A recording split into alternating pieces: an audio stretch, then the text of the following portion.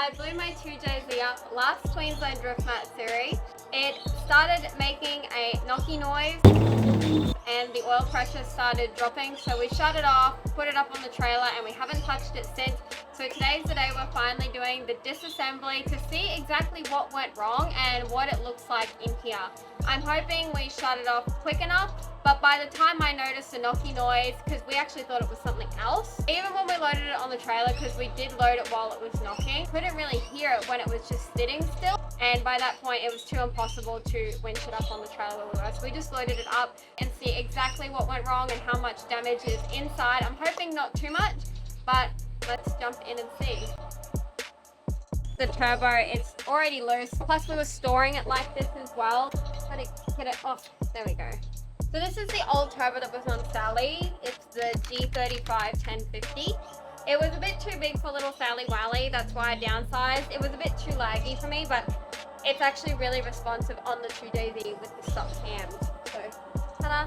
This is like a cheap DIY manifold we did a little while ago.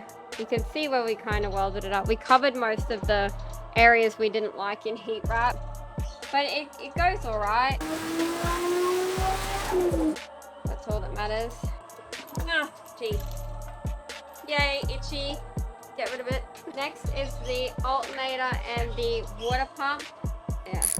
So there's not much room with the alternator down here on this side with the water pump. We want to try and see if we can relocate the alternator over here, because there is this hole here we could use, and maybe put this pulley up here somewhere, because we don't use the power steering. We got the Astra power steering in the boot. So there is room over there. We just got to see if we can make it fit. Next, electric water pump. So that's the little electric power steering pump, not power steering, water pump. Looks like a little mini turbo. Weak people need leverage. This is perfect. Oh, gee, lucky I had that. The only thing is it's not ratcheting, which is kind of annoying. Get that off. Hopefully this time we don't have any more cooling issues, because we are going to change the radiator setup. I won't make a video on that, but basically a new radiator. It's not an eBay rad because we have been using an eBay rad. So hopefully the electric water pump combined with the new radiator will help it have better cooling. There. Yay! The engine already looks so much better now that I've taken just those two things off. I should get this off with a dirty shifter. I love these bendable steel drain backs. They're really good. Next, take this ugly water thingy off. Why is it so tight? Hello? Oh, good. The HALTECH coils, they're on a bracket, so I kind of just need to, I've already done this front one, you kind of just need to undo it where the mount is on the bracket and move the coil, and then you can get to the bracket bolt. The 2JZ, we run the GDR coil conversion by HALTECH, but the 1JZ in Sally, the S13, that runs the IGN1A coils with a different mounting bracket I bought a long time ago. So a little bit different setups. See, this is going to be so hard to get off. The coil pack stay suction on there. I almost punched myself in the face before getting one off. Right. Oh. Yay! Junk in there. Yeah, that's them, and that's the nice little bracket that they come on. It all comes straight from HALTECH. The wiring, the bracket, the coils, everything. So nice and easy. Next thing on the list is this beautiful Plazy, one of my favorite things on both the engines. So both Sally and the 2JZs, the one and the 2JZ, run these PLAZMAMAN intakes. That was one of the things that I definitely wanted on all my engines, because they are made so good and the quality of them is just insane. They look good, they fit good. You'll never need another intake ever again. And they come with, like, I got the package with the fuel rail, so it comes with a nice shiny little fuel rail that goes here. It's just an all-round good package, and we got the drive-by-wire throttle on here as well, and on Sally. So it's a really good, nice little upgrade. Definitely worth the money. I did have a China front-facing intake that I bought. It's in one of my really old videos if you go back and check, where I did a comparison on a China like $600 manifold versus this properly built, Australian made, hand welded PLAZMAMAN billet intake. So this is definitely much more worth the money. But one of my most favorite things that I've got on the build. It looks like I need to take off this sensor under here. I can't get it out. Imagine doing this in the car. This would be, oh no. Don't drop your sensors. Here we go. Round 2. Yay! Ta-da! And you can opt for the vacuum ports on the bottom as well, so they're not on the top so you don't see them. So definitely one of my favorite things I've bought for all the cars. And they have these little O-ring seals, so you don't need any gaskets or silicons or anything like that. They have these nice little O-rings that seal the money, and I've never ever had any problems with them. Had to take the harmonic balancer off camera. It was really hard to get it off. It was stuck and we didn't have a puller.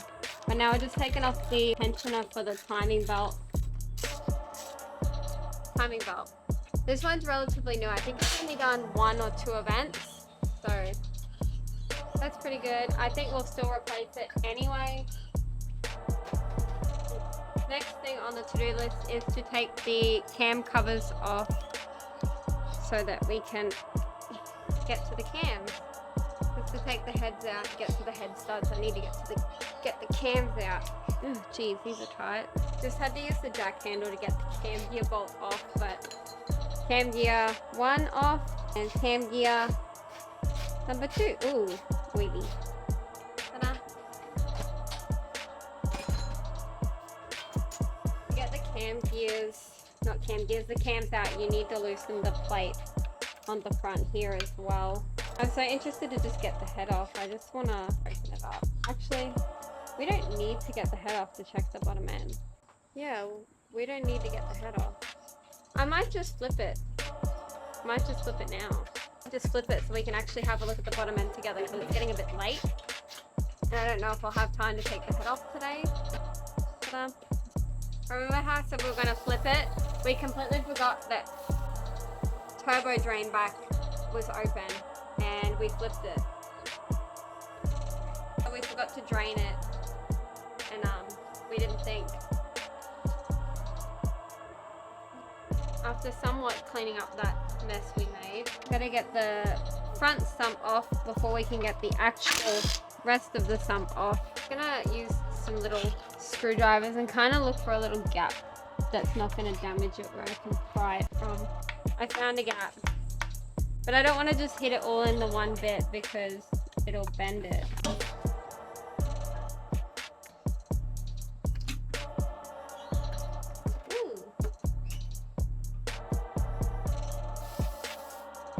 Ooh, you can see some bearing in there.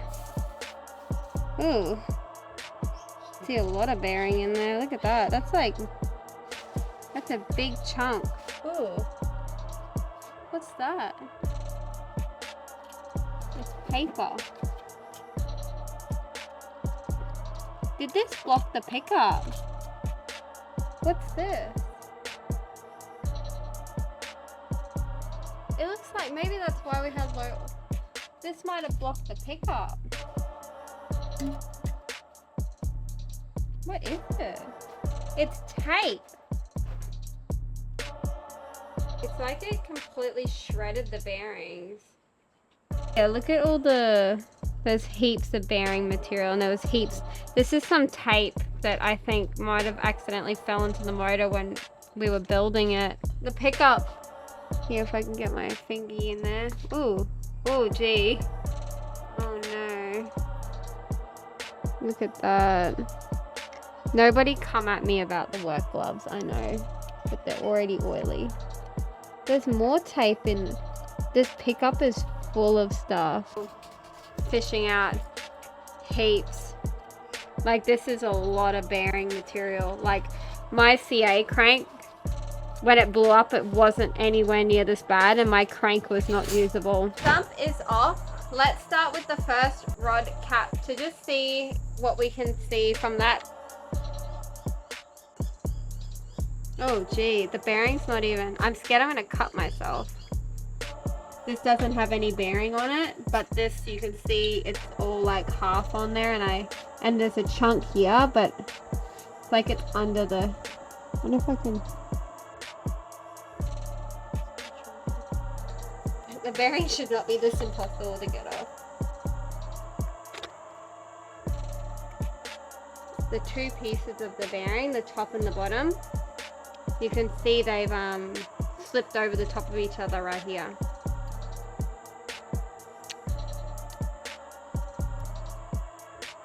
I don't think this crank's going to be usable. It should come up fine with the grind, but I'm just worried about the hardness being taken out of it from the heat. That's number one. That does not look good at all. This is number 6 because it's already at the top. Gonna have to use a breaker bar and a socket because the ugga-dugga gun's not strong enough. Holy moly. I've got leverage. Oh, gee. That's tight. Oh. Hey, not bad. I can get it out. That one's pretty good. Oh, that's pretty good.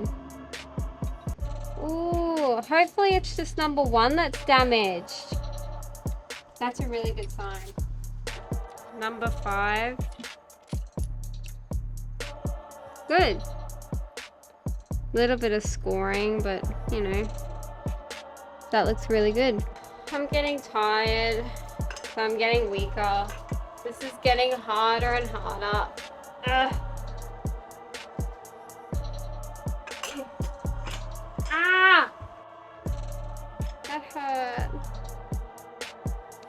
I pulled this off and this went like that and pinched me.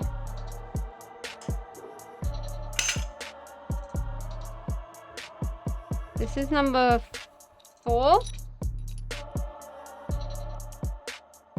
Looks good. Nothing wrong with it. Yay.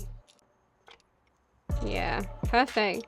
I would say that we can reuse this crank then, because it's only just limited to that one on the front. That will be the end of the video. I gotta think about what we're gonna do. I'm not gonna worry about taking the crank out because that'll be fine. I'm not too worried about the crank bearings, and I'm hungry. So I'm gonna end the video here. I'm gonna go away and think about what we're gonna do with it because it honestly looks fine. We could just get the crank like machined or linished, polished. I don't know. We could get something done with that and then just plonk it back in, put new bearings and go again. Or we could, while it's apart, put forged pistons, forged rods, do the bottom end. But it just really depends on money and what we're gonna do. One of the things we definitely might do is the oil pump because, as you guys know, my 1JZ blew off its oil pump, so we won't billet oil pump while this is apart. May as well go a billet oil pump, but it's actually pretty good. The amount of time that it was knocking, like we loaded it on a trailer, so for the amount of time that it was actually knocking, you know, this is pretty decent.